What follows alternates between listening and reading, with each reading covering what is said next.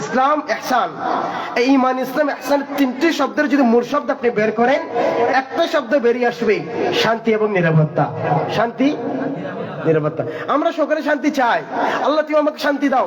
অনেকে চেয়ে সিগারেট খাচ্ছে, মানে কি ধরনের কাজ করছে।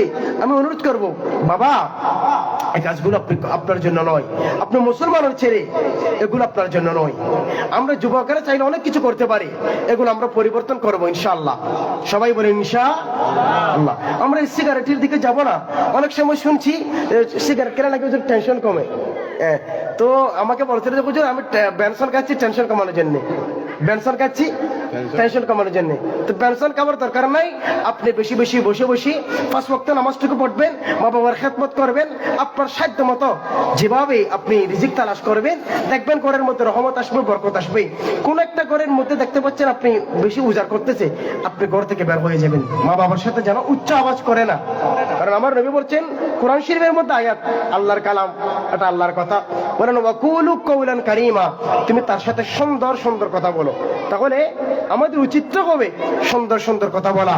আল্লাহ তাআলা আমাদেরকে বুঝার মানার তৌফিক দান করুন, বলুন আমিন। সালাতু ইয়া রাসূলুল্লাহ আলাইকুম, আমাকে কিছু বিষয় বলার জন্য বলেছেন। 1 নম্বর, আমি আপনাদের খেদমতে বলি একটা হাদিস।